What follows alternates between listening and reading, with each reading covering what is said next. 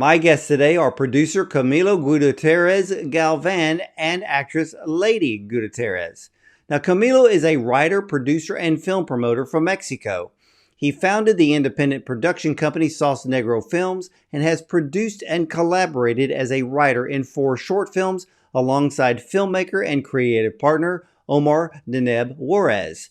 Now, Camilo produced the short film Juan's Sundown, winner of the 2017 Ariel Award as Best Fiction Short Film of the Year, given by the Mexican Academy of Motion Pictures, Arts and Sciences. It was also winner of the jury's Special Mention Award at Guadalajara's International Film Festival. In 2023, his most recent short film as producer, Isla Soledad, premiered at the HollyShorts International Film Festival and was also selected for competition at the HollyShorts International Film Festival. Now, this short was a co-production with the Oscar-winning British production company Slick Films through executive producer and Academy Award-winning filmmaker Chris Overton. Also with us today is actress Leidi Gutierrez. Now, her debut on the big screen was in the prestigious Mexican film Los Elegidos in 2016 by David Pablos.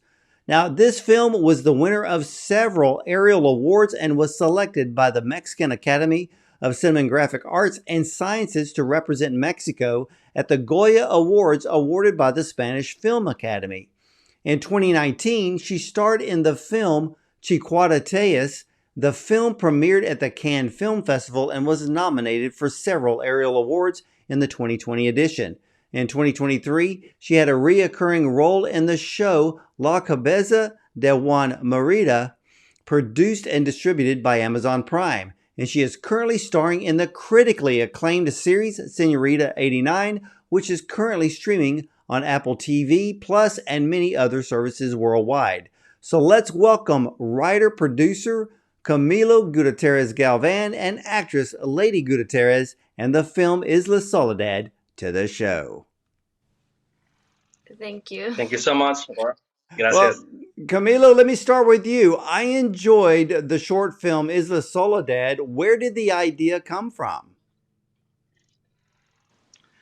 Well, Isla Soledad is a project that started. We started writing along Omar Deneb Juarez, which is my partner, in like probably 2 or 3 years ago during the pandemic. The inspiration was about a shelter home that is in our hometown, and where they have these kids that are, from mothers and fathers who have had some problems. So that's where the director, my partner Omar, came with the idea, and we started developing and working on the script from there. So, how did you get connected to Slick Films? Um, well, we have had with my partner Omar, we have had some, like, we have been working for 4 or 5 years now, and one of the first shows that we did, which was called Juan Sundown, we had the fortune to win the Mexican Academy Award, and there was an encounter of directors in Europe, which had gathered some of the Academy Award winners worldwide. One of them was the Oscar, and Chris had won the Oscar for a short film that same year. So they met each other and they really liked each other's films. And at that point, I think Chris started to following like the work we had done. And then at some point, he contacted us and told us that he really wanted to work on a short film with us, and that we really could help each other out. So that was the way we met Chris. Well, for you, Camilo, how did you get into filmmaking? Um, we're from Mexico, but it's also interesting to say that we're from Colima, which is one of the smallest towns in our country, and that's where we met each other, my partner and myself, and that we started working together. So at that time, we really didn't have many like ways to approach filmmaking, or to study filmmaking. Here, we don't have any schools, or we don't have any an industry in our state. So the way that we found each other was to help each other, to support each other's projects. so we could develop and have the chance to learn whatever we could in the practice. So Omar and myself met at a film festival, a local film festival, and then we just started like working and really hit it off. We really had the same influences, so we just started working together and working on shorts. We made a first short, and we started competing in some local festivals, and then from there, we didn't go to like I was saying to film school or anything like that. So now in these 7 years, it's been a way to for us the best way for us to learn to work in practice and to learn from each other. So now we have been working for all these years and made 4 short films in our production company, Sauce Negro Films. Some of the films started gaining some recognition. We have been fortunate enough to have that, and then it was just a matter of keep on doing whatever and keep on persisting on telling stories. Well, Camilo, ask Lady, how did she get into acting? Oh, Lady, ¿cómo fue que tú comenzaste a actuar? Ok. Fue por un proyecto que, como ya lo mencionaron, a mis 17 años inicié con Las Elegidas. Realmente fue entrar al casting por pura curiosidad. Creo que no, nunca en mi vida lo había pensado, planeado, no era algo que realmente, no sé, fuera un sueño o algo por el estilo, pero se presentó la oportunidad, lo hice por curiosidad, me quedé en este proyecto y a partir de todo lo que viví con este proyecto que se presentó en Cannes, festivaleamos por, por el mundo 2 años, creo que la reacción de la gente, el tema de la película, todo lo que representa o lo que implica ser parte del cine mexicano, del cine de arte, creo que eso fue lo que me enamoró y a partir de ese momento comencé pues a seguirlo haciendo hasta que ahora, claro, ya es parte de mi vida y es a lo que me dedico.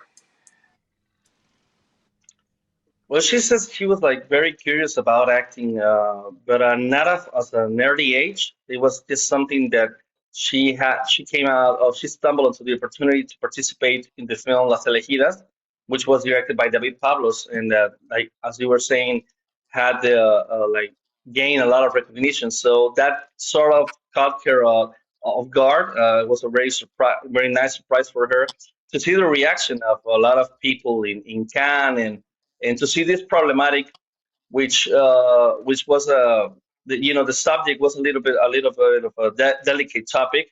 So that's when she realized that making films of like artistic point of view and that work subjects that matter to her and that matter for society that started to really seeming something very interesting for her to do. Like she really wanted to make more films that were artistic, that were about things that matter, and that made people reflect on subjects that are issues in our society.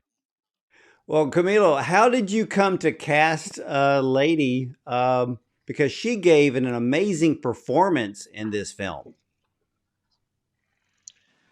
Well, we met with Lady. Omar and myself met Lady with this film that I was telling you about, El Ocaso de Juan, which was, I think, Lady. We have met each other since like 2016, and since then, I think we were at a festival in Durango, which is a state north state in Mexico. And since then, we really liked each other. We were really trying to make the same films. We watched her in the film Las Elegidas, and we were really surprised by her talent. And she was at a very young age at the time. I think Lady tendría 21 años, 22 años. I think she was like 22 years old when she started that film. So we really hit it off. We were very young, all of us, and we made friends. So we kept saying that we work one day work in a short, and the opportunity never came. So after the pandemic, we really tried to make it true and for us to work. Omar, myself, and Lady, and so this was the chance to make the film. But it had to happen. We made another short before we collaborated together. Okay, now this question is for Lady. Your character, Sonia, is the epitome of a mother who unselfishly takes care of her grandmother and desires to give her son a better life. But there are never ending struggles. How did you prepare for the role? Leidi dice que tu personaje encarna la lucha de esta madre por tratar de recuperar la custodia de su hijo, pero aparentemente hay una lucha que nunca termina, ¿no? Como dificultades que le ocurren a todo el tiempo. ¿Cómo fue que tú enfocaste o que tú aproximaste a tu personaje?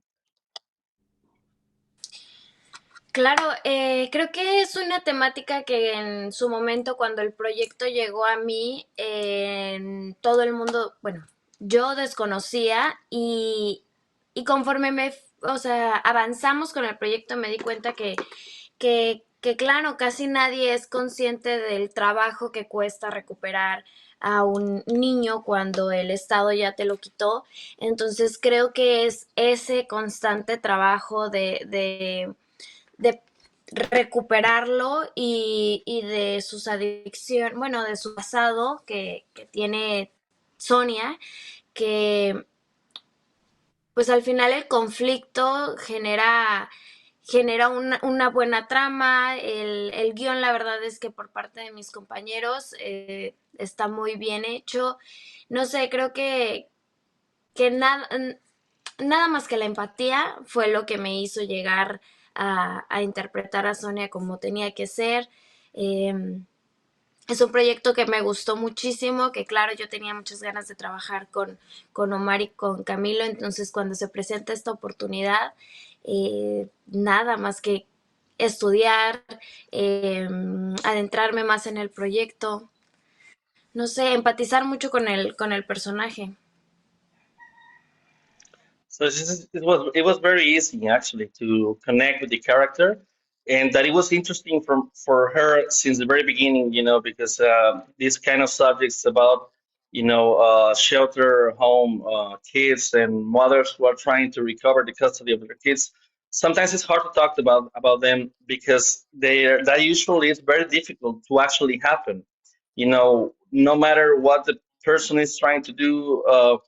It's sometimes actually hard for that reality to come true for people, so that was interesting for her from the very beginning. And she says that of course she wanted to work with us, and that we were friends, but since she saw the script, the story that we were offering her, and she felt very attracted and to have empathy towards the character, that it was very easy for her to have that empathy because she also connects through that as a mother. I love that. And Camila, and even Leidi, I noticed in the midst of Sonia's financial hardships that she spent money on a snow globe for her son.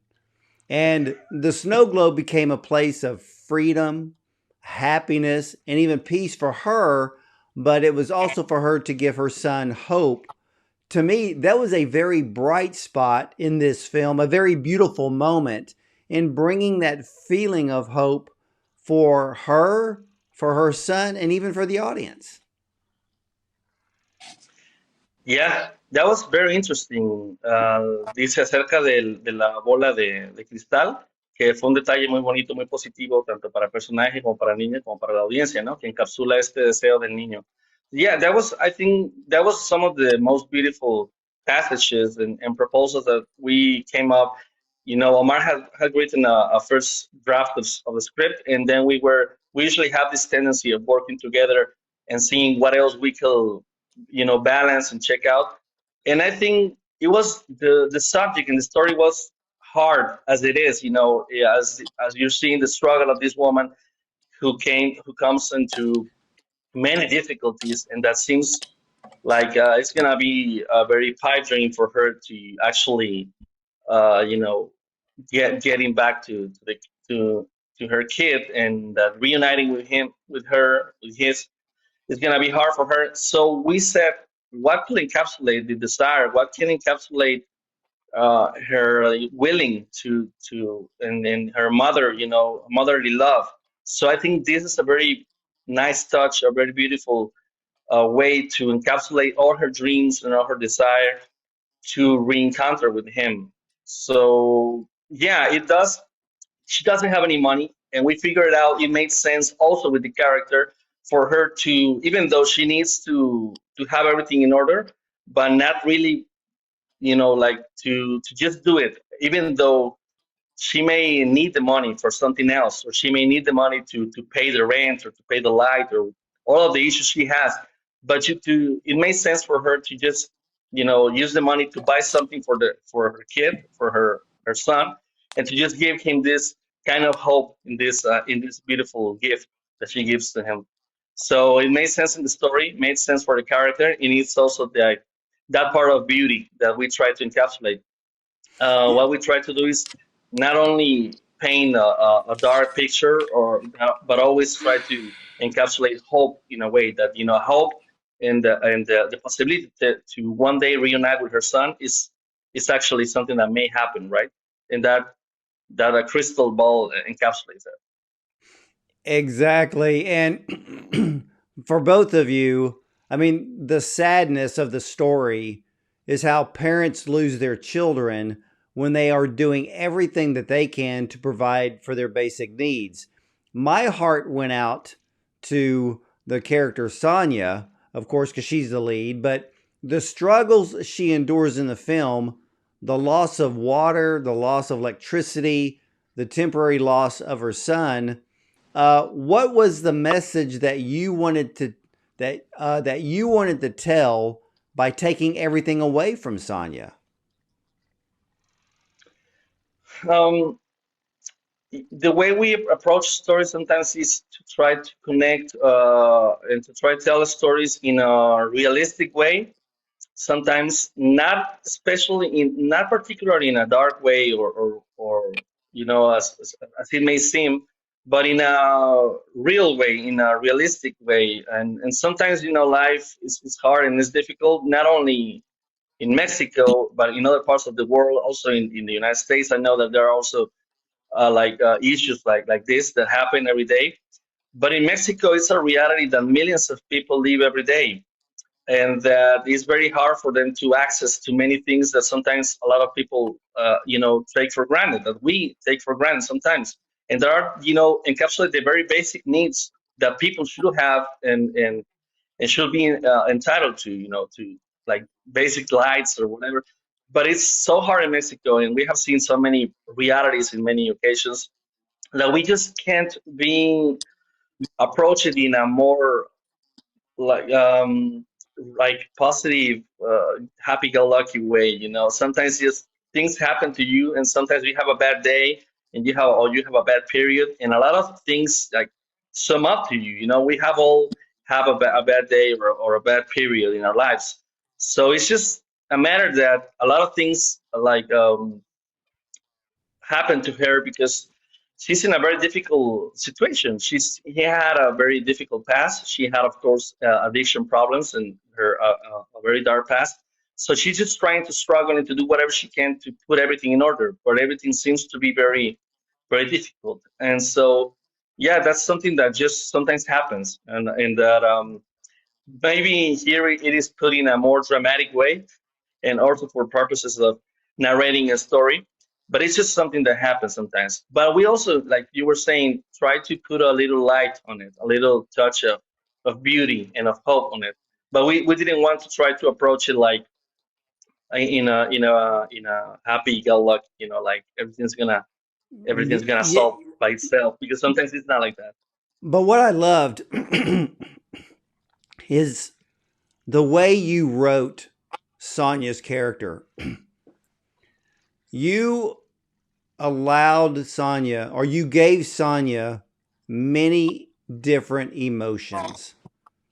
I mean, there was despair, there was fear, there was happiness, there was joy, there is hope, but there was also where she was facing some of these officials where her life and her son's life is going to be dictated by their decision. And so she had to live, to live with that. there's a very tiny scene in the film where Sonia goes out into this dark hallway where the electric box is. And she opens it up and she has a pair of pliers. And the way that she flips the switch, she knows that the power is not going to come on. It was just a little bit of her way of like, this is all I can do.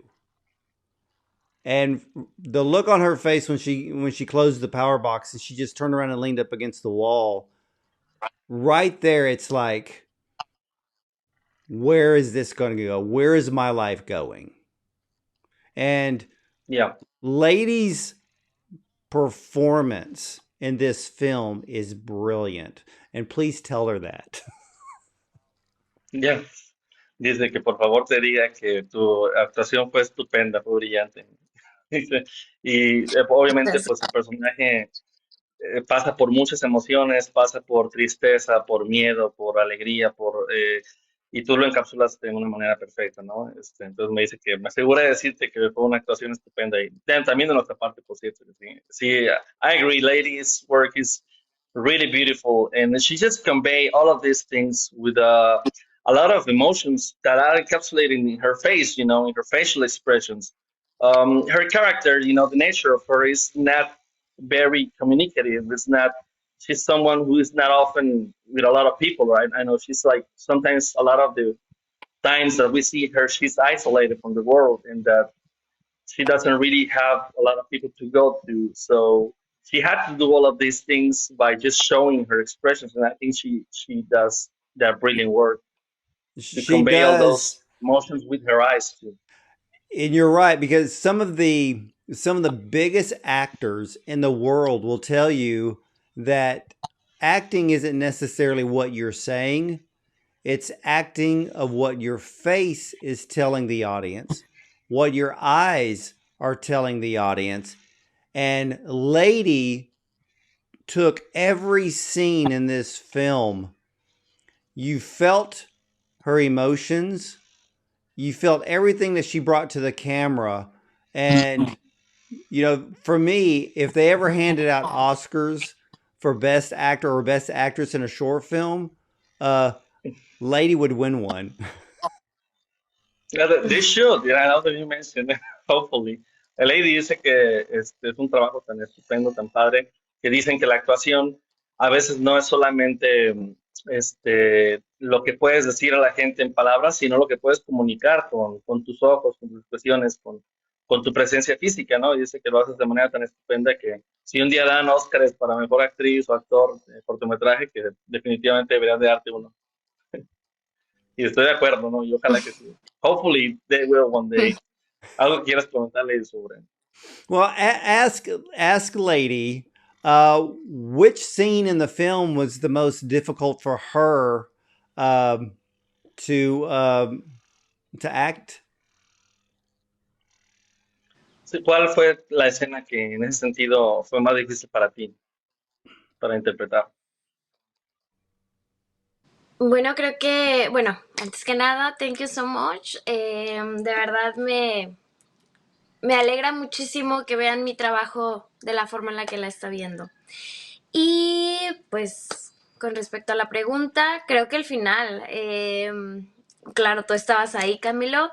Sabemos que este cortometraje se hizo desde muchos lugares, se hizo con mucho cariño, con mucho amor, pero definitivamente, bueno, claro, yo soy madre, entonces creo que esta última escena representa muchísimas cosas. Claro que existe un miedo en cada una de las madres en que su hijo no pueda estar con ellas. Entonces, creo que es desde un fondo, pues, personal, pero también el punto de la actuación, darle vida a esto, representar este tipo de situaciones, pero definitivamente fue el final, el momento en el que ella comprende que realmente, pues lo que tanto sueña y lo que tanto esperaba, no es el momento y no pasará. Sí, yeah, I mean, she's saying that many of the sequences were difficult to work because especially the most emotional ones. But the one that was a little bit more difficult was definitely the final scene, the ending scene, where she's just concluding and that she has just received that all her dreams and everything that she wants and that she has been working and trying to do her best to accomplish is not going to happen. That the reunion with her son is not going to happen, or at least it's not going to happen for the moment, because as you saw, Ward is a matter of that.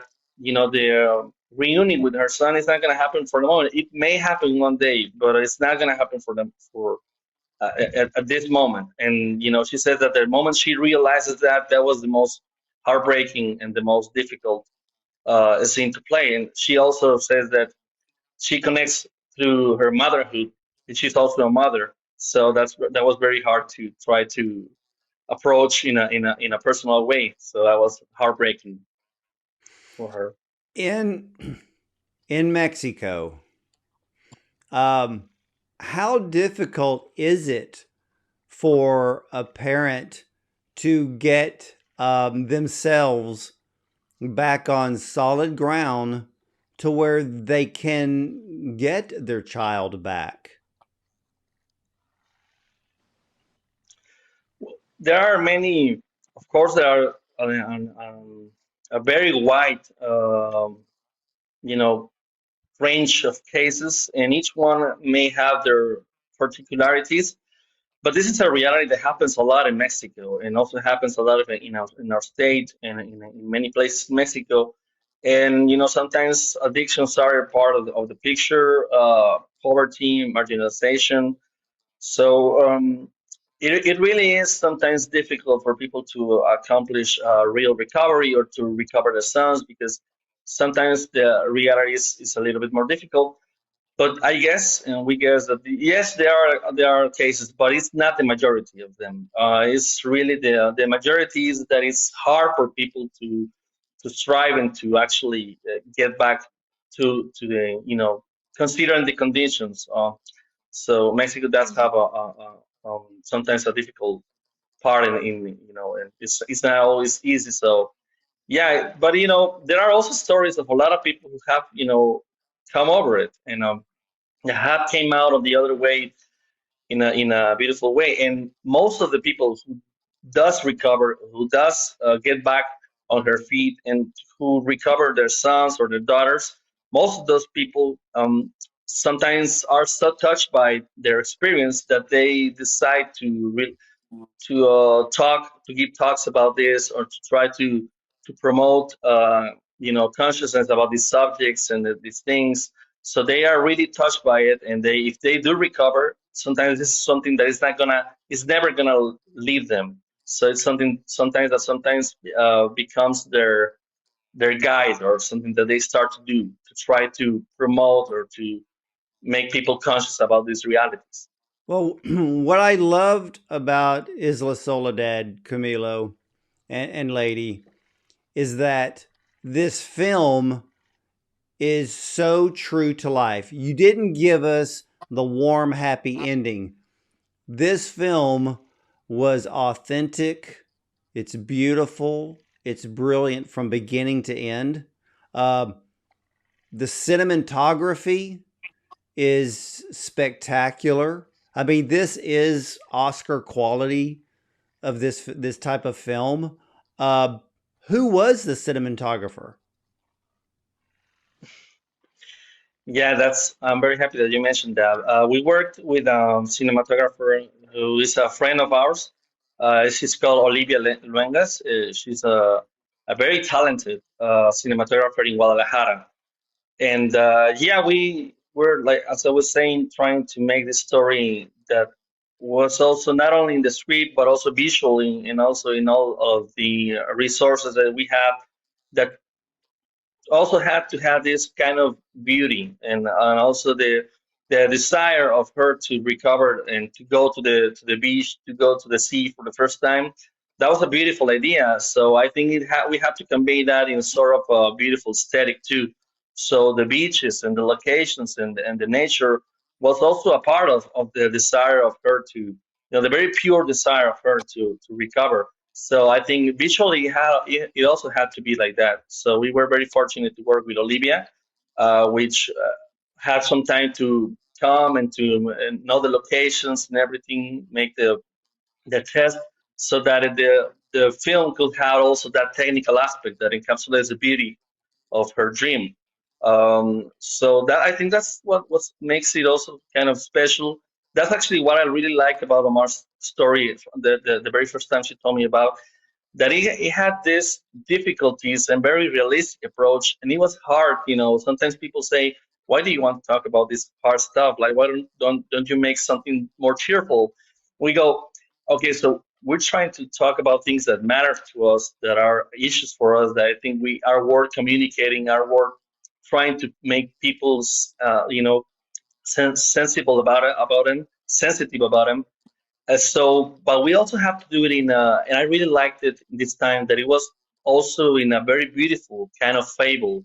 So aesthetically and visually, I knew it was going to be beautiful. That part, it's not a very hard in your face, reality. It's also from her motives and her motherly love, and that was actually what I really liked also. And I'm glad that you liked that visually. That it really liked you that part. Yeah, and see, um, and in this film, and I like the way you balanced it out, because with Sonia, you're showing the hardships in her own neighborhood, with her boss, but you bring these beautiful moments of hope where she buys the snow globe. She goes to the birthday party. She goes to where her son is. She has to take this long bus ride, which you could tell that it's a long bus ride because even on the way back, she's taking time to sleep. So I knew that the bus ride was long. But even at the birthday party, there is this, even with the cinematography, it's sunny, it's bright, it's happy. She feels happy because she sees that her son is being taken care of.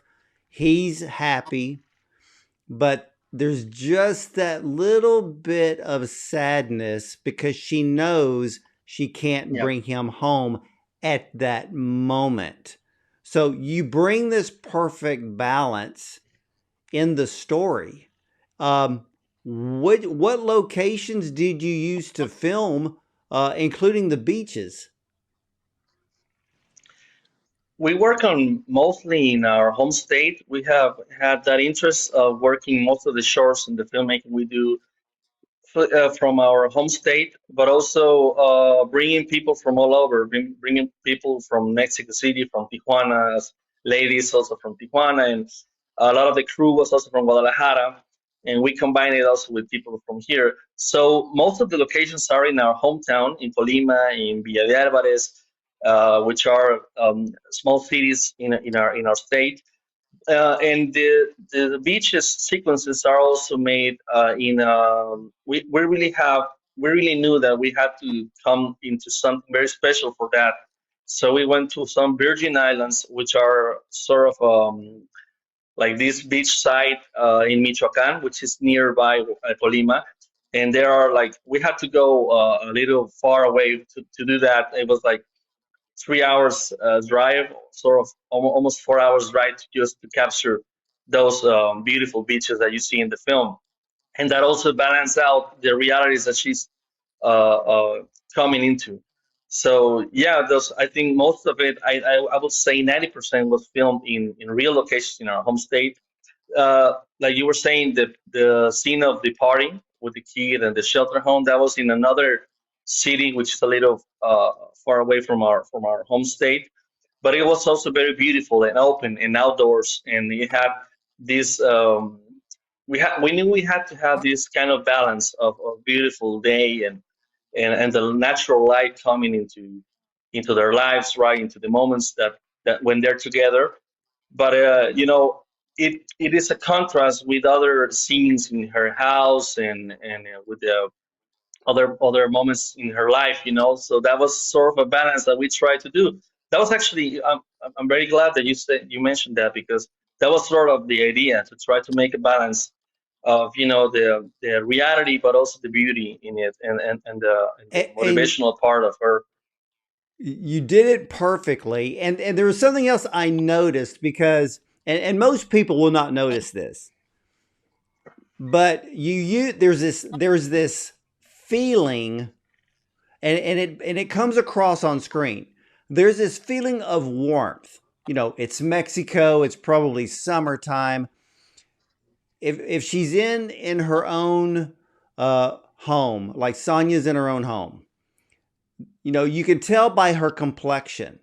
It's very warm. You know, with electricity out, there's not going to be any air conditioning. But that feeling of warmth, you notice it not only from the feeling, the emotion. You notice it in the lighting, the cinematography. Even when the scenes are shadowy, they're slightly dark. You feel her sitting there in front of her boss.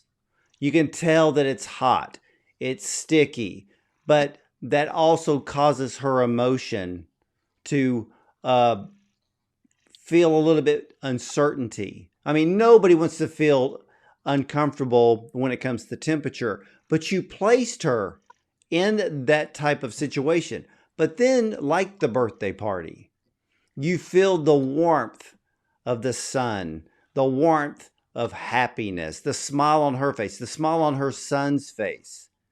Then at the beaches, and what I found interesting about the beach, I love the beach scenes because you only placed Sonia and her son. There's nobody else. And the way that the setting is with the rocks, you know, the cliffs, so to speak, there it circles both of them as this is their perfect, free, private, beautiful moment. But then with that scene, because of the water, there's this slight, cool, refreshing feeling that whole setting brings. Yeah, yeah, that was. I think that was the. It was worth the sacrifice to go that far away to those Virgin Islands, because it's not not an island. It's like a virgin shore, virgin beaches. I don't know how you would say this, but it's like not a lot of people have gone, and it's not. There's nothing constructed there, so it really. Omar also had insisted to me that we were working into trying to make it the most beautiful and isolated place, but a beautiful one at that. You know, with no people, no constructions whatsoever, no human, you know, print there, no human um, aspect to it. The most, you know, natural and beautiful place we could find, and that was. The one that we could access to, and it was a little hard to get to that part, but I think it was worth it, because we really get the sense that this is a dream and this is her desire, and to be together with him, and for them to be just, you know, together one day, and it's something very personal for her, and it's something that comes from her heart, and I think that place really encapsulates. And like you were saying, in contrast to other places where it's hot and she's in a difficult situation, and the weather is like a little bit of, you know, having a cost on her, and so in contrast to that, these scenes, I really think they make the short and they make the story. I think all the story on all the project is beautiful, but I think these scenes are the special magical touch, right, that you get to have, and it's sort of a nice comfort that maybe one day they will be able to do it, right? Even though the reality may be hard, but it also leaves a small possibility that it may happen one day, right? Well, yeah, Who because knows?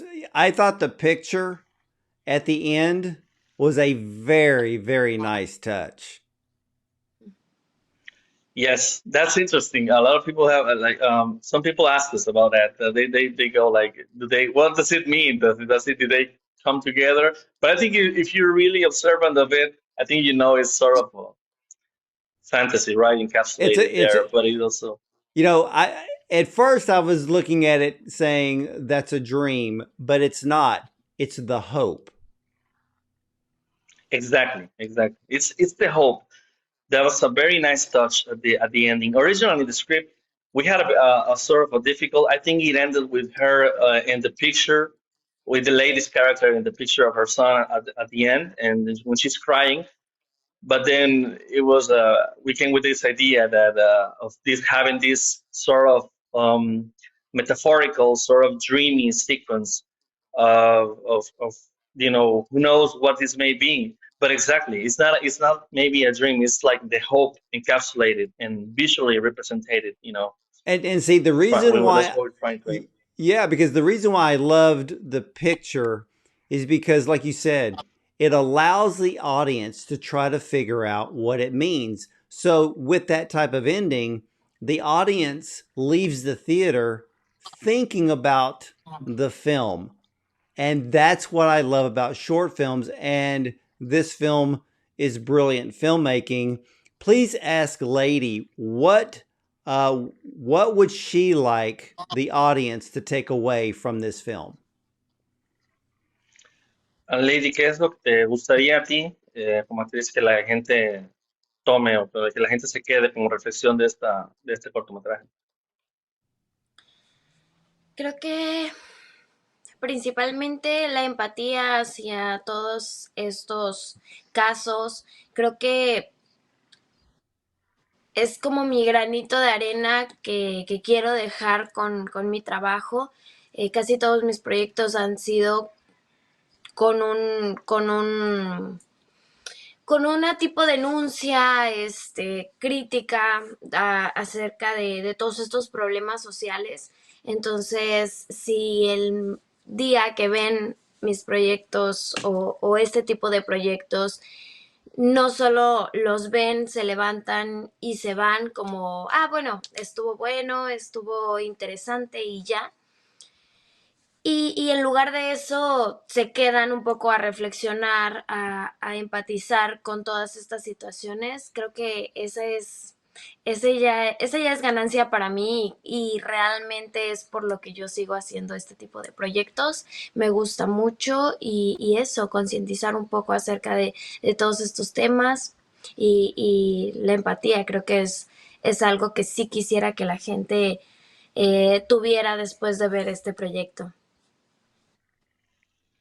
It says mainly empathy is the thing that she wants people to gain from this. Empathy and sensibility towards these subjects, towards these people, towards the realities that are not always the same as ours.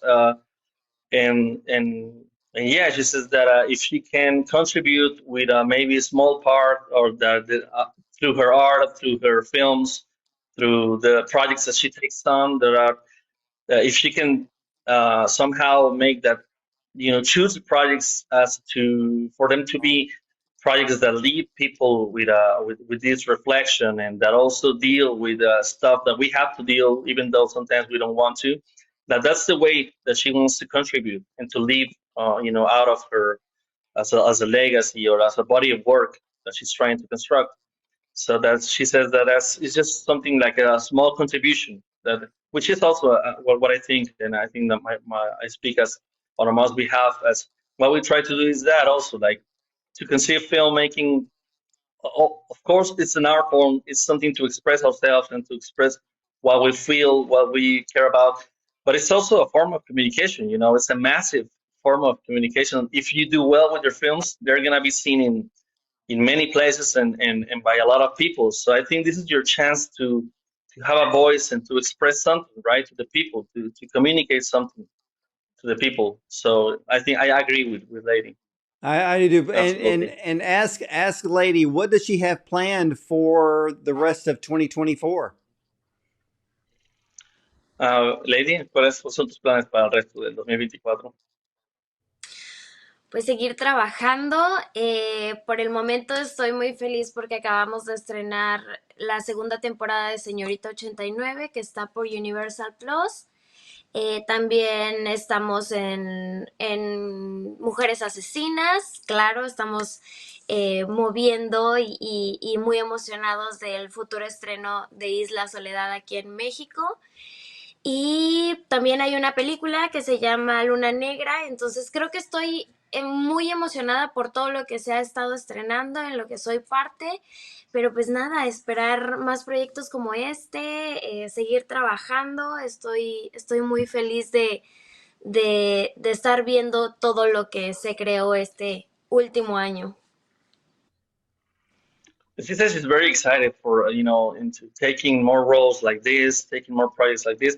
She has two TV shows, not only one, like two TV series that are, I think, premiering new seasons this summer. One of them is Señorita 89, which is she's starring. It's a very critically acclaimed TV show here, and it's I think it's going to be streaming on Universal Plus. And she's also has a new full length feature, which is called Luna Negra, and it's about to premiere also. And she's also looking forward to what happens with Isla Soledad.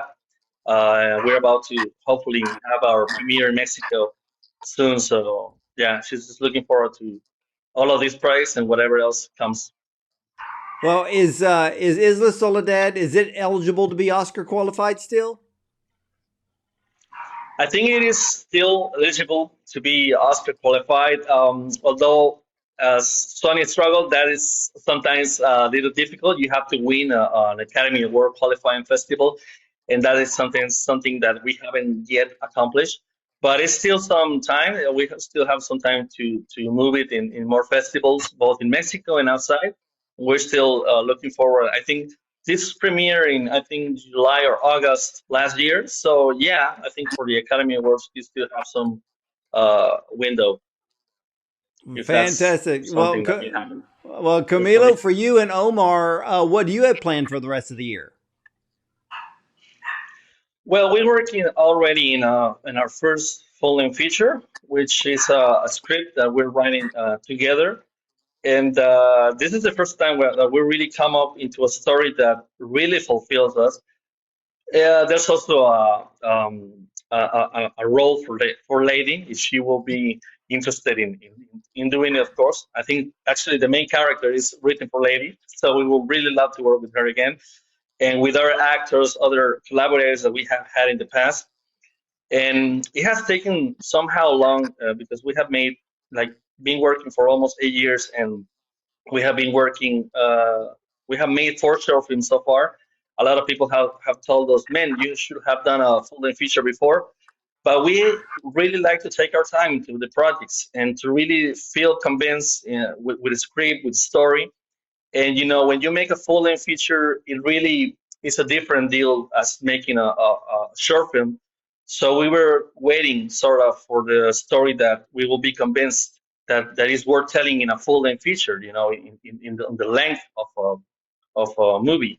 So we are very happy to now finally have a story that we're really excited about and that really deals with also subjects that we're very interested in a very beautiful way.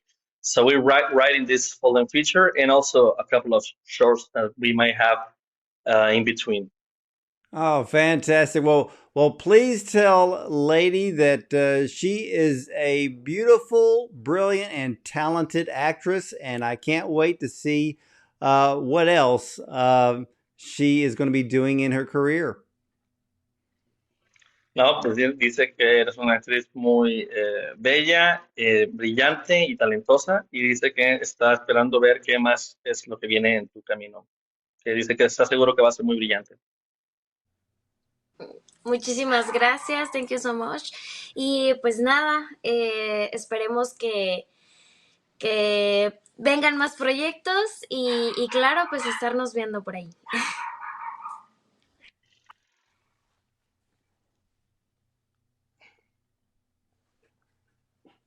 All right, Camila, can you hear me?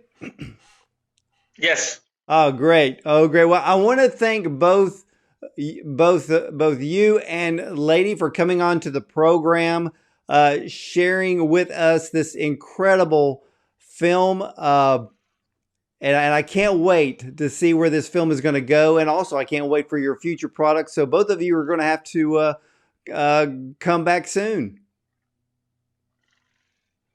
Yes, hopefully. Thank you very much. And You're very yeah, we do hope to come back in with a new project soon.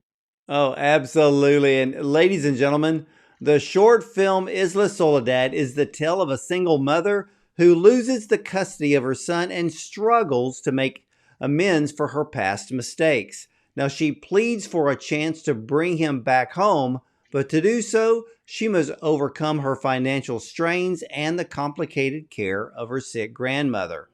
So if you are part of the film festival circuit, then you must see this beautiful film as it's sure to collect many awards. Again, I want to thank Camilo and Leidi for sharing their film with us today. And again, ladies and gentlemen, you can catch all of the replays of our interviews with top film directors, producers, and screenwriters, as well as actors and more at Bondon Cinema, and we're also available on YouTube and a dozen audio platforms as well. I want to thank you for watching and listening, and as for me, I'll either see you at the movies or from the red carpet. ¿A dónde? Al mar. Siempre he querido conocer el mar.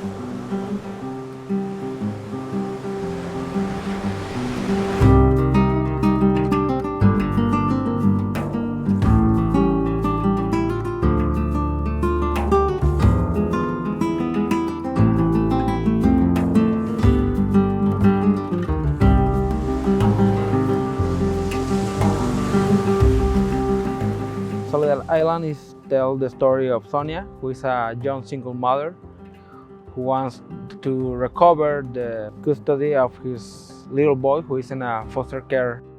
And I want to tell a story about separation and how we need to say goodbye sometimes.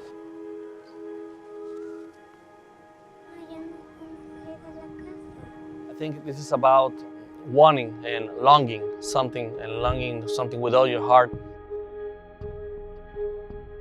Her son is in custody of the government, and well, she has had a very difficult past. It has a lot of sincerity about the struggle of this young woman, which represents the struggle of many people in Mexico. So I hope people understand and relate to the story and the characters, because it's something that millions of people live every day in our country. Sí, claro. Necesito que vayan a arreglar la luz en mi casa. For the very first time I think about the story, I always think about Leidi doing the character of Sonia. Al final de cuentas, uno siempre va a hacer todo por sus hijos, a pesar de los errores a los que te lleva la vida.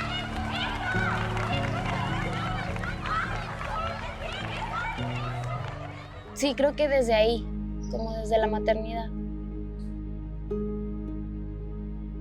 De empatía siempre es importante que la gente sea empática. Se está tocando un tema que casi no se habla, que casi no se conoce. Se los he mencionado varias veces, yo creo mucho en las historias que están otra vez creando. Camilo y Omar. One thing that Omar and Camilo have is like they tell stories from Colima, but it's not just a story from Colima, but also like universal subjects. It's very important to do jobs in your hometown, to tell a story about your hometown. Corte! And I will love to do that in the future, because I love this place.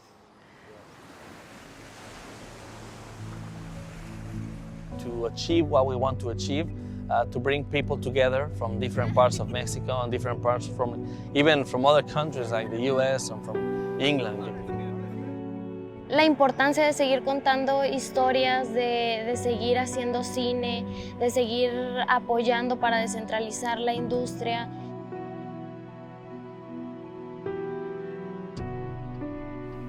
I hope that they are feeling like that is a hope message. Muchas gracias. Isla Soledad, escena 16, plano A, toma 1.